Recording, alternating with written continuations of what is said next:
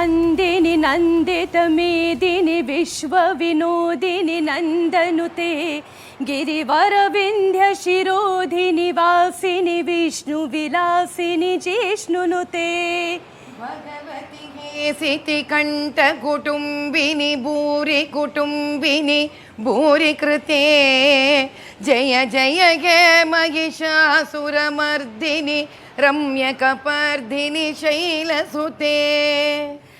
बहुत बहुत स्वागत है माधवी लता जी इंडिया टीवी के इस कार्यक्रम में, जिस कार्यक्रम का नाम है राजधर्म।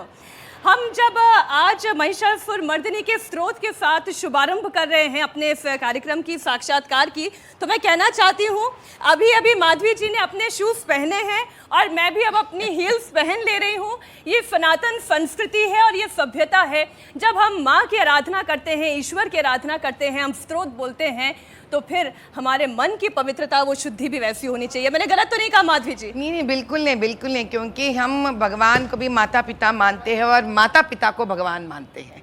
ये है सनातन धर्म। माधवी जी देखिए, चुनाव के 4 फेजेस निकल चुके हैं। हाँ जी। और अब 5वां, 6वां, 7वां 3 फेज और बाकी है। हाँ जी।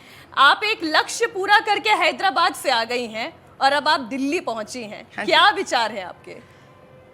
दिल्ली तो वैसा इस देश का कैपिटल है, राजनगरी है, तो हम यही चाहते हैं कि अब की बार दिल्ली भी ऐसा भाजपा और नरेंद्र मोदी का नाम लेकर गूंज पड़े कि हम 400 पार दिल्ली से भी आंकड़ा लेकर निकलेंगे। माधवी जी, जब आपकी बात आती है तो कहते हैं लोग, आपके विरोधी खास तौर पर, माधवी जी तो आर्टिस्ट हैं, माधवी जी तो हाँ भरतनाट्यम डांसर हैं, माधवी जी तो कलाकार हैं, बट माधवी जी जब से पॉलिटिक्स में आई हैं वो कहने लगी ये ड्रामा क्वीन है। अक्सर ऐसे ही होता है कि जिन लोगों के पास मुद्दे नहीं होते हैं तरक्की का, जिन लोगों के पास आगे बढ़ने की क्षमता नहीं होती है, तो वो लोग क्या करेंगे? जिनके पास क्षमता है उनके बारे में गलत बात करना ही क्षमता बनाकर आगे बढ़ते रहते हैं। हमको इनसे कोई लेने देना नहीं है, ना ही इनके बात हमारे कान में पड़ते हैं। नहीं, ये जो विरोधी हैं वो ये कहते हैं कि आप कुछ दिन के लिए सनसनी फैलाने आई थी, अब चुनाव हो गया है, काम भी खत्म हो गया है। काम तभी शुरू हुआ है जी, उनके लिए खत्म हुआ लग रहा है, काम तभी शुरू हुआ है। ऐसे लोगों को जो इस देश को बंटवारा करना चाहते हैं, ऐसे लोगों का जो नव पीढ़ी को, युवा पीढ़ी को गलत दिशा में लेके जाना चाहते हैं, ऐसे लोग जो तरक्की के बारे में नहीं मज़हब के बारे में बात कर कर आगे लेके जाना चाहते हैं, वो देश आगे नहीं बढ़ेगा। ऐसे लोगों के लिए मैं आ गई हूँ। अभी तो खेल शुरू हुआ है। नहीं, आप जब कहती हैं अभी तो खेल शुरू हुआ है, अंजाम बाकी है। हाँ जी। तो वो खेल क्या है और उसका अंजाम क्या है? सच्चाई को सामने लेके आने का, झूठ के ऊपर से पर्दाफाश करने का और न्याय दिलाने का प्रजा को, जो हमारे मोदी भाई करते आए हैं, हम उनके नक्शो कदम पे चलने वाले हैं।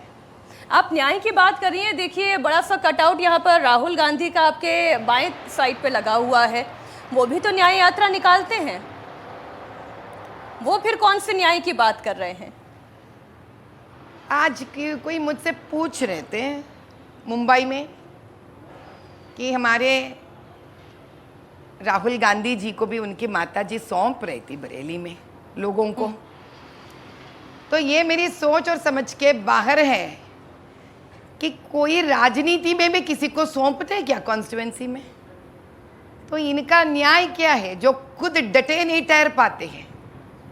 ये क्या न्याय दे पाएंगे लोगों को जब खुद के एक कॉन्स्टिट्यूएंसी जब चुनते हैं तो वहाँ पे स्वयं आके बोल नहीं पाते हैं, उनका मम्मा उनका रिकमेंडेशन करना पड़ता है। हम मैं तो पहली बार देख रही हूँ, क्योंकि हम तो बहुत नए हैं राजनीति में, हमारा आकर किसी ने रिकमेंडेशन नहीं किया, मैंने बलबूते पे ठहरे थे। तो जो राजनीतिज्ञ परिवार से आते हैं तो इनको ऐसी एक सपोर्ट मम्मा से चाहिए, तो लोगों को क्या न्याय दे सकेंगे? आप ही बताइए। मेरा तो सोच से बाहर है ये बात। आप राहुल गांधी की बात कर रही हैं। आज मैं आपको सुन रही थी, आप तो ये भी कह रही हैं कि अभी राहुल गांधी और प्रियंका गांधी को बात कैसे करनी है वो तरीका भी सीखना होगा। हाँ जी, जब आप एक प्रधानमंत्री जी को एड्रेस कर कर बात करते हो, आप मुद्दा उठाइए, मुद्दे के बारे में बात करिए। आप एक प्रधानमंत्री जी को आप किस प्रकार से बात करते हो उनको, उनके प्रति, इसका तो लिहाज हम सबको रखना चाहिए ना। ऐसे नहीं कि आप मुंह में जो आए उनके प्रति आप बात करते चले जाएंगे। बड़े बुजुर्गों से कैसा बात करना चाहिए ये भी तो उनको जानना चाहिए। और क्या किया उन लोगों ने, बताइए कांग्रेस ने क्या किया। मैं स्वयं बताती हूँ, जो मेरा ही खुद का राज्य ले लीजिए, इतने सारे वादे कर कर मुकर गए ये लोग और देश को मजहब के नाम से बांटना चाहते हैं।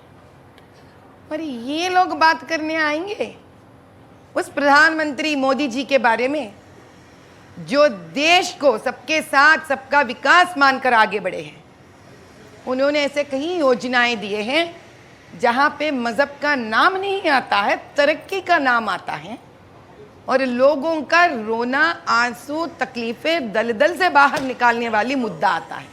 लेकिन आप जिस मजहब की बात कर रही हैं, आप ही के अपने प्रतिद्वंदी असदुद्दीन ओवैसी तो ये कहते हैं कि जब तक मोदी जी हिंदू मुसलमान ना कर लें तब तक उनकी सियासत नहीं होती। उनकी सियासत तो टिकी हुई ही हिंदू मुसलमान पर है।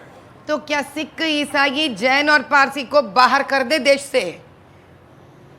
मुद्दा मजहब के नाम से नहीं, मुद्दा मजबूरी के नाम से होता है। यानी कि दलित है, हर मजहब में दलित है, औरत है, हर मजहब में औरत है, गरीबी है, हर मजहब में गरीबी है। हाँ बताए तो सही, मजहब के नाम से आगे कैसे बढ़ेंगे हम? हाँ, मजहब एक कल्चरल माइन है, घनी है, जिसे हम त्योहार मनाते हैं, वेशभूषण होता है, खाने पीने का एक तरीका होता है, इन सब का संरक्षण होता है।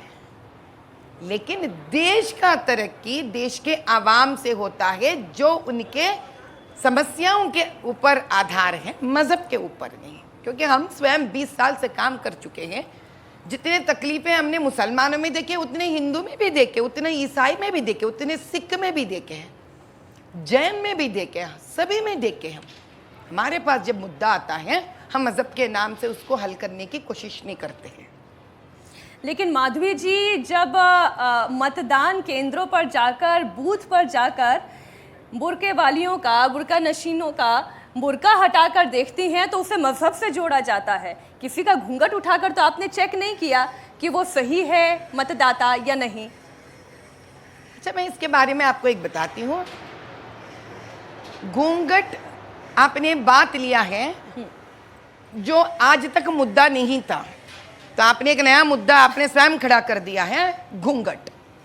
क्या कभी आपने कोई भी पोलिंग स्टेशन में घूंघट ना उठाने की बात और आइडेंटिटी कार्ड चेक करवाने की बात आपने आज तक सुना है?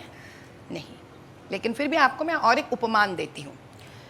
16वीं शताब्दी में एक महान साइंटिस्ट का नाम होता था गैलीलियो गैलीलियो, जिन्होंने क्लर्की की तबका जो रिलीजियस हेड्स होते हैं, उन्होंने कहा था कि सूरज भूमि के चारों ओर मंडराता है।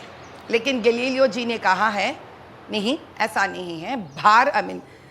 भूमि, अर्थ सूरज के चारों तरफ मंडराता है, घूमता है। इस बात को तब का ईसाई के मत अधिकारी माने नहीं, क्योंकि वो एक कल्चरल बैरियर है। इसका मतलब है आपने दिमागी तौर पर यह तय कर लिया है कि सूरज ही भूमि के चारों तरफ फिरेगा, जिसके लिए गैलीलियो साहब को जब तक वो जिंदा थे घर में कैद कर कर रख दिए हैं। हम भी उसी के शिकार हैं।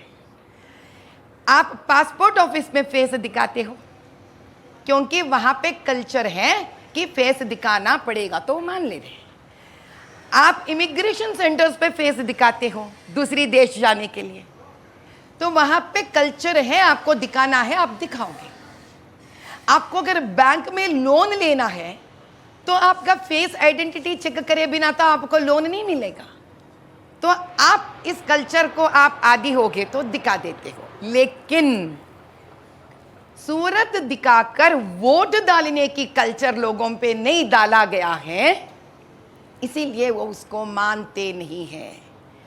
आज हम गलीलियो इतने महान तो नहीं हैं, लेकिन जहां पर आपको फेस आइडेंटिटी दिखाकर ही वोट डालना चाहिए आपके कॉन्स्टिट्यूशन के हिसाब से, जब हमने इस मुद्दा को कड़ा किया है तो गलीलियो साहब हाउस अरेस्ट हो गए और हम एफआईआर के शिकार हो गए। लेकिन ये मुद्दा आज देश के सामने एक चर्चे पे तो आई कम से कम।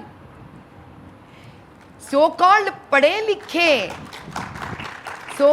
पढ़े लिखे लोग आज बैठे हैं देश में अपने आप को ये कहने के लिए कि सूरत देके बिना इनसे वोट डलवाइए, ये कहने के लिए।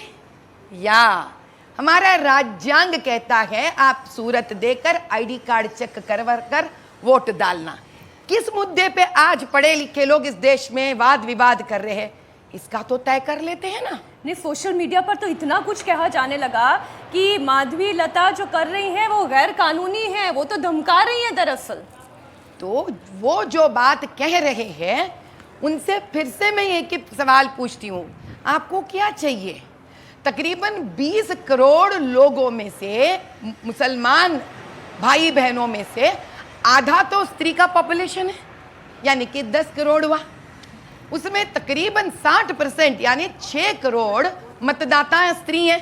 तो आप ये कहना चाह रहे कि 6 करोड़ मुसलमान बहनें जिनको वोट डालने का हक है, वो बिना फेस दिखाए, आइडेंटिटी प्रूफ दिए उनको वोट डालना चाहिए, क्या ये कहना चाह रहे? वो तो कहिए ना जोर जोर से कि इनको फेस दिखाना नहीं है, दिखाएंगे नहीं, ऐसे ही वोट डालेंगे। क्या ये बड़े इस देश का कहना चाहते हैं? हाँ, मेरे ऊपर तो कई कमेंट्स करेंगे, इतिहास में किसने इस बार से छूटे, जिनका जो जब जब सच्चाई सामने लेके आने की प्रयत्न करे हैं, उन सब पे तो ऐसे ही हुआ ना। एक वीडियो मैंने भी देखा, हो सकता है यहाँ जो हमारी ऑडियंस बैठी हुई है इनमें से बहुत सारे यंग चेहरे भी हैं, बहुत सारे फर्स्ट टाइम वोटर्स भी होंगे, उन्होंने भी देखा होगा आप फ़ोन पर बात कर रही हैं, आप शायद किसी पुलिस अधिकारी से या अपने पार्टी के किसी मेंबर से बात कर रही हैं और लगातार वहाँ पर हंगामा हो रहा है, लोग आपको ट्रोल कर रहे हैं। एग्जैक्टली क्या हो रहा था? इसके उस जो आपने मुगलपुरा क्रॉस रोड्स है वो, उससे पहले ही हमको एक जहाँ से हमको फ़ोन आते रहती है कि रिगिंग हो रहा है, यहाँ पे हमारे कार्यकर्ताओं को मार रहे हैं, तो ऐसी एक जगह से हमको फ़ोन आई है चारी मीनार से कि हमारे कार्यकर्ताओं को 100 गुंडे भगा कर मार रहे हैं, वो लोग भाग रहे हमारे कार्यकर्ता। तो जैसे मुझे पता चला मैं वहाँ पर चली गई थी। आप यकीन नहीं करते, वो भगवान की दया था, मेरा कार रुकी और हमारे कार्यकर्ता आकर कार के ऊपर ऐसे गिरे, तो मार रहे थे, भाग के आए, तो मुझे जैसे ही देखे उनका जान निकल के आई। बोले क्या हालत है? बोले माँ यहाँ पर मार रहे हम लोगों को। बोले चलिए जाके देखते हैं।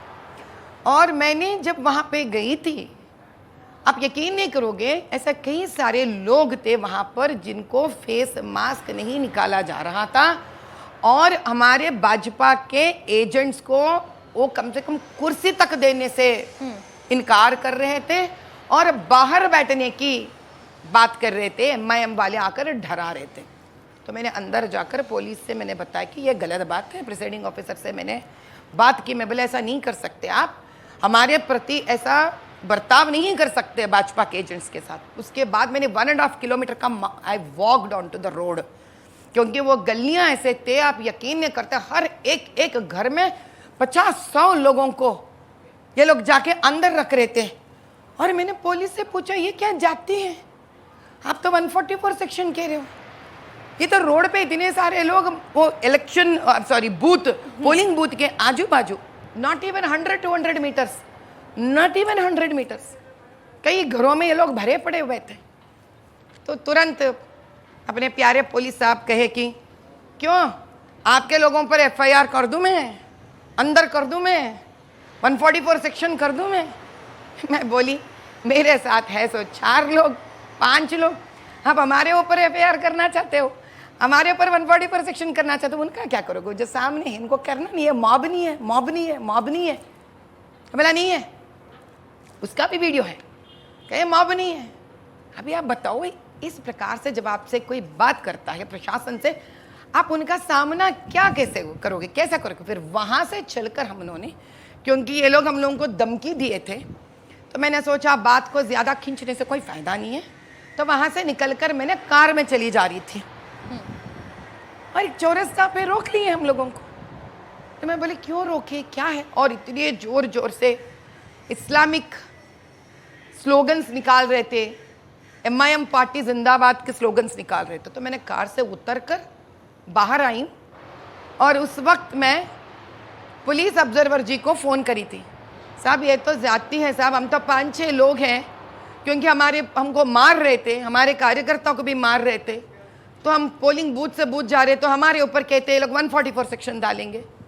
अब हम क्या करें साहब, अगर ये 1000 से भी ज़्यादा तादाद पे लोग हैं यहाँ पर, और हमारे सामने से असदुद्दीन जी का कार भी निकल के जा रहा था, वो भी वीडियो में है, आप देख लीजिए। नहीं तो क्या इसलिए नवनीत राणा ये कहे थे कि 15 सेकंड दे दो और दोनों भाइयों का पता ही नहीं चलेगा? उनका कहना मतलब ये था, अरे मेरे 2 भाइयों, आपको 15 मिनट चाहिए एक युवा पीढ़ी को कत्ल करने के लिए, और कत्ल करवाने वाले भी युवा पीढ़ी हो जाएंगे, करने वाले भी, करवाने वाले करने वाले, दोनों का जिंदगी आप बर्बाद करोगे लोगों को भड़काऊ भाषण देकर। लेकिन हम भाजपा से ऐसे हैं कि उस 15 सेकेंड एक युवा को वोट दिलवाकर देश को उज्जवल भारत के तरफ लेके जाएंगे।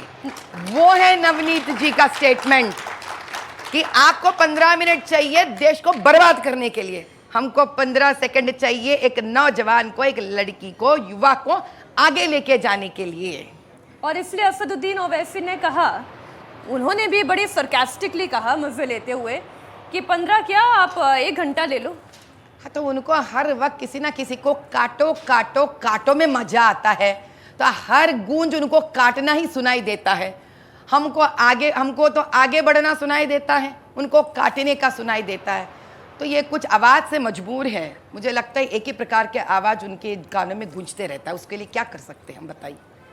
माधवी जी, अब ऑडियंस भी हमारे बीच में आ गई है, तो ऑडियंस के भी हम सवाल लेंगे, लेकिन उससे पहले आपका ये जो पूरा अटायर है, आप भारतीय संस्कृति की पहचान है, साड़ी पहनती हैं, लेकिन रुद्राक्ष की इतनी सारी, हाथों में माला है, गले में माला है, सनातन को लेकर इतनी चर्चा चल रही है। प्रधानमंत्री नरेंद्र मोदी भी मंच से ये कहते हैं कि कांग्रेस पार्टी अगर आ गई, अगर इंडिया अलायंस की सरकार बन गई है, तो मंदिर पर भी बुलडोजर चला देंगे। मोदी जी मंच से डरा क्यों रहे हैं जनता को? अच्छा, एक बात कहने से लोग डर जाते हैं, तो 15 मिनट कहने से लोग को क्या होना चाहिए, भाग जाना चाहिए इस देश से तब तो। अरे वाह, ये लोगों को शायद भाषा का परिभाषा नहीं आता है लोगों को।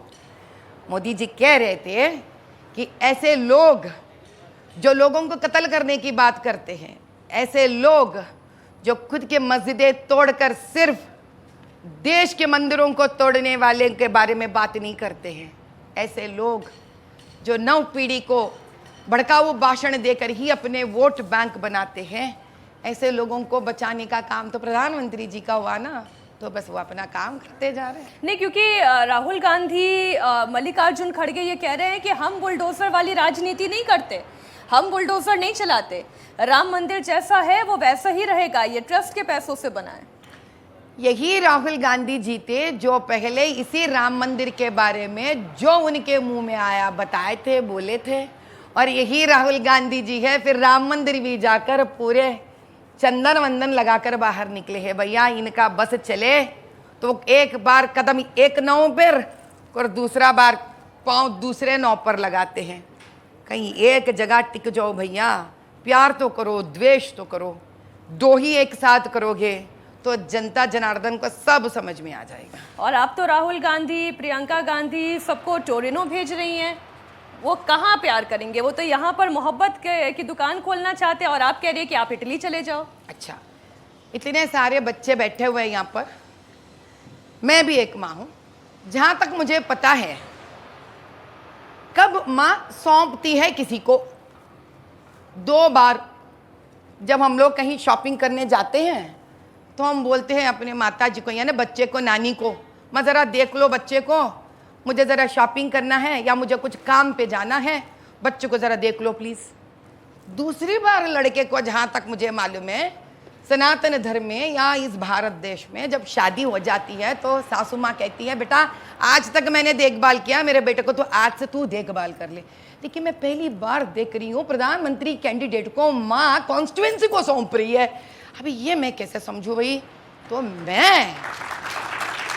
मैं जो आम जनता से आती हूँ तो मुझे लगा शायद सोनिया गांधी जी को कहीं ना कहीं कुछ कंफ्यूजन आ गया होगा, तो मैं बता रही थी, सोनिया जी अगर आपको कोई गलत हो गई है, कोई कंफ्यूजन हो गया है, तो टूरिनो है उनका नानी का घर, तो वहां तो भी सौंपिए। पता है मुझे काफी देर हो गया है, शादी करके बहू को तो भी सौंपिए। अब प्रधानमंत्री कैंडिडेट को कॉन्स्टिट्यूएंसी को सौंपोगे तो शायद सुनने में अच्छा नहीं लगेगा ये बात। मैं माधवी जी अब सीधा ऑडियंस के बीच में ही चली जाती हूँ, क्योंकि बहुत सारे ऐसे चेहरे हैं जो सवाल पूछना चाहते हैं। तो आप इशारा कर रहे थे, आप क्या पूछना चाह रहे हैं सवाल? और पूछिए, खड़े हो जाइए। मैं मैडम से ये सवाल पूछना चाहता हूँ, जब मैडम ने बुर्का उठाया तो मैडम के खिलाफ उसी टाइम एफआईआर हो गया।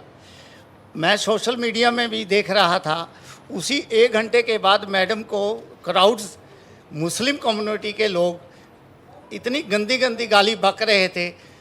एक स्त्री को, एक जेंट्स कम्युनिटी स्त्री को इतनी गंदी गाली सोशल मीडिया में बक रहे थे जो हम जेंट्स भी नहीं सुन सकते थे। उसके उन जेंट्स के अगेंस्ट एफआईआर क्यों नहीं हुआ? नंबर 2, ये नहीं एक सवाल, क्योंकि बहुत सारे लोग इसी के कंसर्न है मैडम, क्या इस एफआईआर ना होने के कारण आपको पार्टी ने कोई मदद किया? पार्टी ने एफआईआर करने के लिए क्या आपकी मदद किया? इसका मुझे ठीक है, मदद हुई या नहीं हुई, और काउंटर एफआईआर हुई या नहीं हुई? हाँ, तो इसमें एक है कि जिस इलेक्शंस में हमने लड़े हैं, जिस दिन हमने लड़े थे, तो इसके 2 पहलू है। एक हम, और हमारे साथ था जनता जनार्दन, और हमारे पीछे हमारे मदद बन के ठहरे थे हमारे पार्टी वाले। क्योंकि हम सबको एक बात जानना है, उसी दिन भाजपा पार्टी तेलंगाना में हर एक कॉन्स्टिट्यूएंसी में लड़ाई हो रही थी इलेक्शंस का।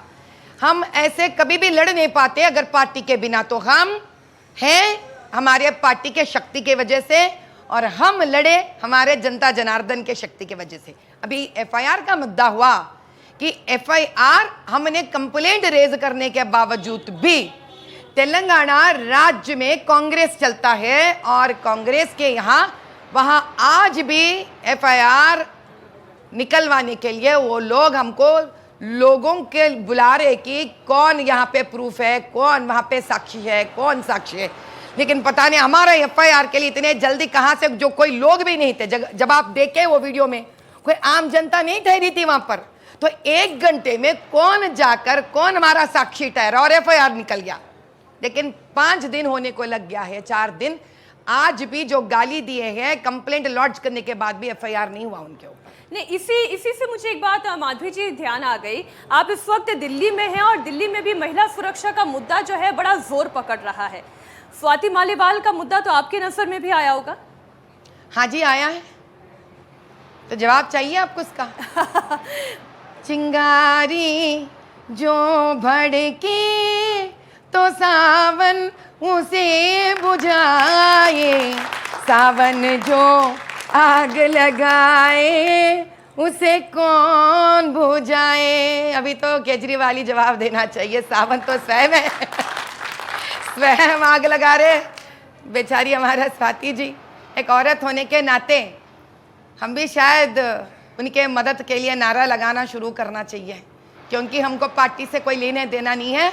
हम सब स्त्री हैं इस भारत देश के, और हम नारी शक्ति को दिखाकर ही रहेंगे। उनके न्याय के लिए हम भी आवाज़ उठाएंगे।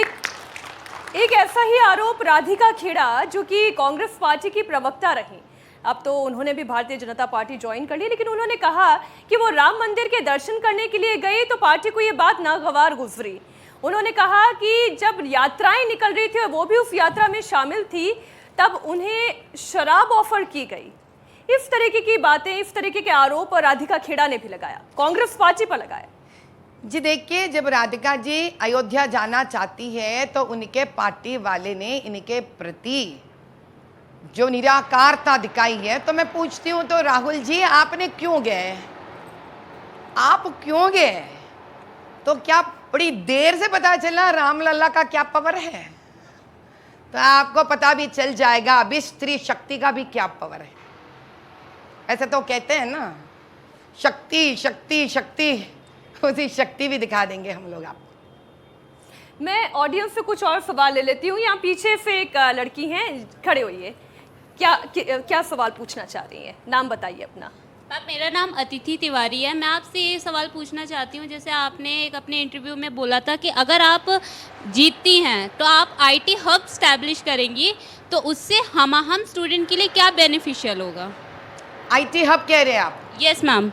से पहले स्टूडेंट अगर पढ़ाई में है तो उनको पढ़ने के लिए यूनिवर्सिटीज और कॉलेजेस का एस्टैब्लिशमेंट करना चाहिए। मेरा आईटी हब उनके लिए है जो पढ़ाई लिखाई खत्म करने के बाद जिनको नौकरियों की तलाश है। ऐसा तो नहीं कि सभी लोग एंटरप्रेन्योर्स बनना चाहते हैं। जिनको एंटरप्रेन्योर्स बनने में मजा है, मेरे हिसाब से उनको स्किल करवाना चाहिए और उनको प्रोजेक्ट्स देना चाहिए और कई प्रकार के लोन्स उनको देकर अपने स्वावलंबन भारत के तहत उनको खड़ा करना चाहिए, ताकि वो कई और लोगों को वो लोग नौकरी दे सकें। और आईटी हब्स बनाकर हम जिनकी पढ़ाई हो गई है उनको, जिनको सॉफ्टवेयर तरफ जाना है, उनके लिए नौकरी दिलवाना है। जो भी है कॉन्स्टिट्यूएंसी का हर युवा को किसी भी प्रकार का आर्थिक रूप पर उनको खड़ा करना ही हमारे सबसे बड़ी जिम्मेदारी है, वो हम करके रहेंगे। ये तो तब है ना माधवी जी, अगर आप जीत जाती हैं तो आप इसे हब बनाने की बात कर रही हैं, लेकिन इन केस अगर ऐसा होता है कि आप ये चुनाव हारती हैं, ऐसी परिस्थिति में आपका अगला कदम क्या होगा? अगर यही सोचकर आगे बढ़ते हैं तो मई 13 को उस प्रकार की लड़ाई कभी नहीं लड़ पाते थे हम। बात हार या जीत की नहीं है, बात न्याय की है, तरक्की के, उज्जवल भारत की है, जिसके लिए हम हर वक्त खड़े रहेंगे। इसका मतलब तो ये हुआ कि चाहे जीत हो चाहे हार हो, आप वहीं डटी रहेंगे, बिल्कुल अपने लोगों के लिए। एक सवाल और, नाम बताइए अपना। मेरा नाम विशाल मिश्रा है। मैम, एक क्वेश्चन है आपसे कि ओवैसी साहब के मुद्दों से आपका मुद्दा किस तरह से अलग होगा कि वहाँ की जनता आपको एक बेहतर और विशेष नेता के तौर पे देखे, स्पेशली एजुकेशन के लिए? Thank you. एक दो और सवाल ले लेती हूँ, आगे से और कोई पूछना चाह रहा है तो हाथ खड़ा कर दें। हाँ जी, क्या पूछना चाह रही हैं? नमस्कार मैम, मैं अनीशा शुक्ला। मैंने जैसे आपका भी संवाद आपने किया कि राहुल गांधी जी को बात करने का तरीका नहीं पता है, तो इस प्रकार से देखा जाए तो अभी हमारे पीएम मोदी जी भी तो बहुत अच्छा भाषा का प्रयोग नहीं करते हैं। इस मुद्दे पर हमको इस प्रकार से इसको अटेंड करना पड़ेगा कि जब आप कोई मुद्दे को उठा के बात कर रहे हो तो मुद्दे को ठीक ढंग से अगर बात नहीं कर रहे हो तब आपको समझाने के लिए अलग अलग तरीका का अपनाना पड़ता है। जैसे कि हमारे ही आप उदाहरण ले लीजिए, जब हम हमारे स्वयं कॉन्स्टिट्यूएंसी में हमने एक तीर चलाई है आकाश में श्री राम नवमी के दिन, जो तीर नहीं था, धनुष नहीं था, अगर आप उसको मजहब का मुद्दा बनाकर तरक्की का बात करते हुए, वहाँ के लोगों का पीड़ा बात ना करते हुए, वहाँ पे लोगों का पसमंदे मुसलमानों के बारे में ना बात करते हुए, जिन वक्त बोर्ड लैंड हड़प लिए गए उसके बारे में ना बात करते हुए आप एक गलत रास्ते पर लेके जाते हो मुद्दे को, तो समझाने का ढंग भी बदलना पड़ता है ना बेटा। आप मुद्दे को मुद्दे से जोड़ो।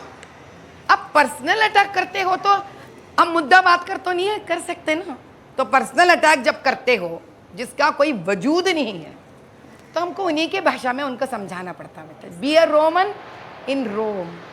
अब पीछे भैया जो सवाल मुझे करे थे मैं उसका भी जवाब देती हूँ। भैया असदुद्दीन जी मजहब के अलावा आज तक उनका मैनिफेस्टो नहीं रहा। कभी आपने असदुद्दीन जी का मैनिफेस्टो सुना है आज तक? 40 सालों में कभी उन्हें मैनिफेस्टो डिक्लेयर नहीं किया। कि इसका मतलब क्या, इतना घमंड अपने कॉन्स्टिट्यूंसी के प्रति कि आपका कोई रीजन तक नहीं। लोग क्यों चुनना चाहिए आपको? है नहीं बात सही? लोग आपको क्यों चुनना चाहिए? इसके लिए आपको कहना चाहिए ना, बताना चाहिए ना। 40 सालों से उन्हें मैनिफेस्टो नहीं दिया। ठीक है भैया, आपने मैनिफेस्टो नहीं दिया है, किया क्या वहां पर आपने? आज भी उस जगह का, धरती का, लैंड का, रियल एस्टेट का वैल्यू 8 बार कम है बगल के कॉन्स्टिट्यूएंसी से। क्या तरक्की किया आपने? आज भी पसमंदे मुसलमान और गरीब हिंदू रोज रो रहे हैं कि उनके आवाज नहीं है। दलित रो रहे हैं, बंजारन रो रहे हैं, एससी रो रहे हैं। वहां पर इतनी गंदी गलियां मोहल्ले हैं। इसलिए हम कहते हैं मजहब के नाम पे देश आगे नहीं बढ़ती है भैया, सबका साथ सबका विकास से आगे बढ़ती है देश। एक और सवाल। हम उसको मानते हैं। हाँ, आइए आगे आइए। क्या नाम है आपका, बताइए। मैम मेरा नाम उत्पल राय है।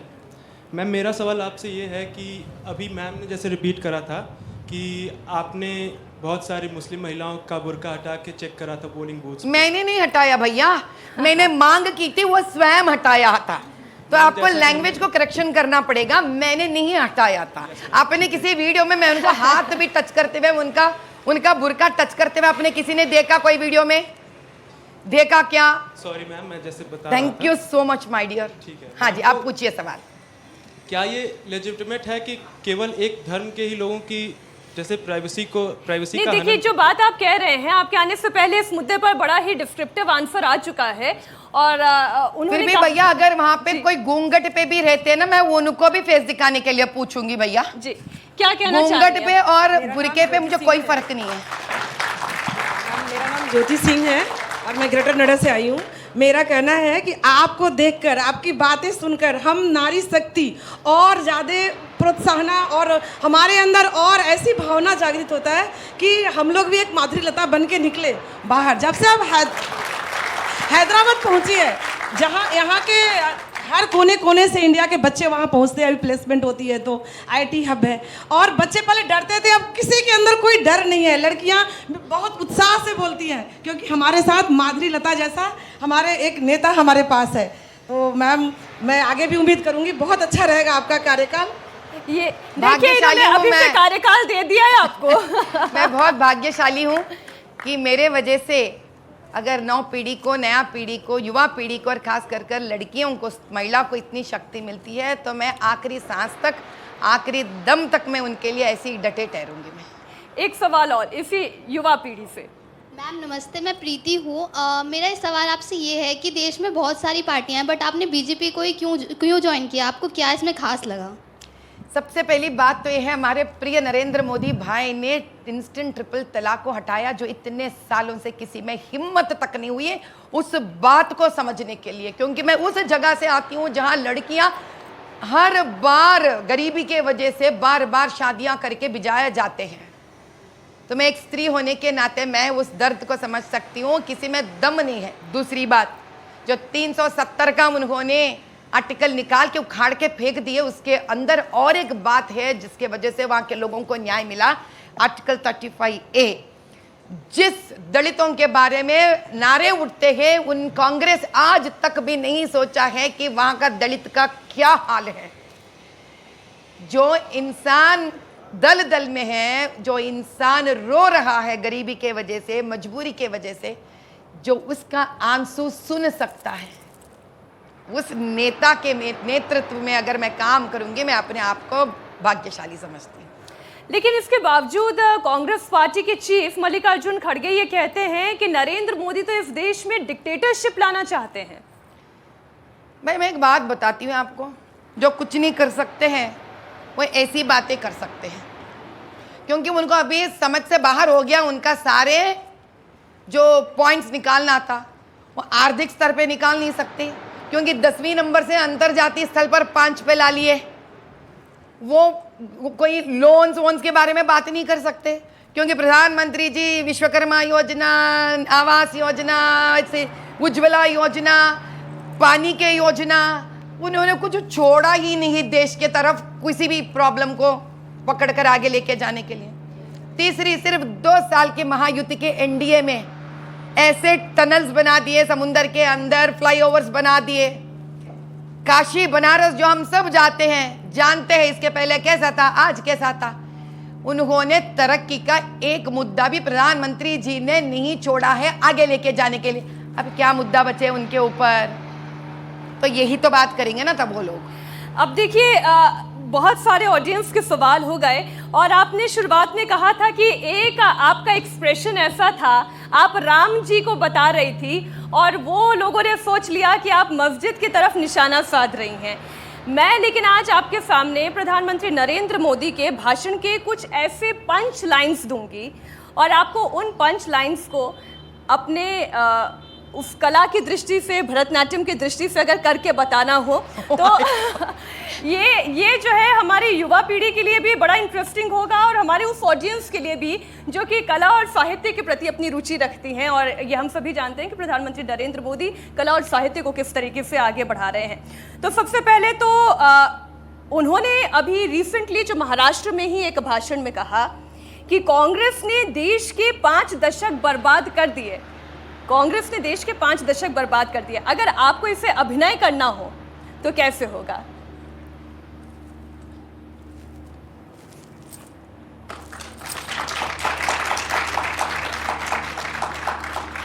प्रधानमंत्री कहते हैं जो पहले असंभव था वो आज हमने संभव कर दिया।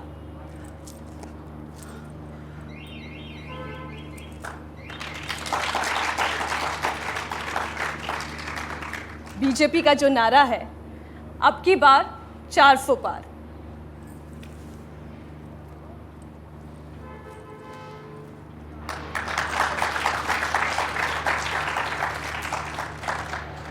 अगर आपको इसी कला की भाषा में कहना हो कि विरोधी पस्त हो जाएंगे, बीजेपी का सूर्य उदय रहेगा।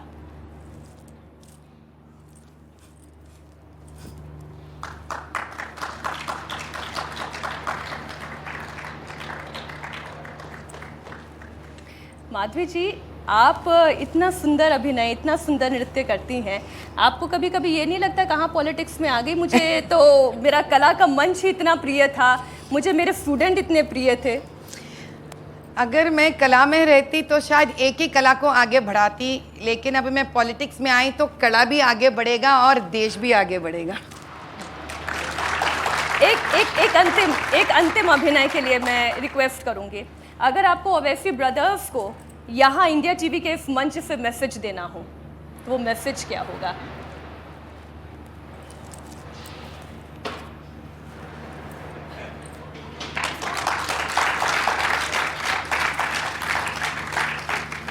माधवीलता जी, 400 पार वाला लक्ष्य बहुत बड़ा नहीं। इंसान का हक है एक ऐसा गोल बनाना जिंदगी में। अगर 40 साल से लोगों ने सोचा कि कोई भी असदुद्दीन जी के सामने आकर लड़ नहीं सकता, लेकिन मैं 13 तारीख को मैंने लड़ा है, सिर्फ असदुद्दीन जी से ही नहीं है, उनके सारे गुंडे परिवार से। अगर वो हो सकता है तो 400 पार क्यों नहीं हो सकता? जिस प्रधानमंत्री के नेतृत्व में 10 साल इस देश ने ऐसे उज्जवल भारत को देखा है, तो ये क्यों नहीं हो सकता है? शायद मैं और एक बात कहूंगी आपसे कि सारे युवा पीढ़ी भी ऐसी मंजिल रखना चाहिए और उनको पता चलना चाहिए कि इस देश में और इंसान में जब धर्म न्याय होगा तो असंभव की बात ही नहीं होगी। आगे बढ़िए, आप भी बड़े बड़े सपने देखिए, वो साकार हो जाएंगे। बहुत बहुत शुक्रिया माधवीलता जी, इंडिया टीवी के इस मंच पर आने के लिए, हमें समय देने के लिए बहुत धन्यवाद।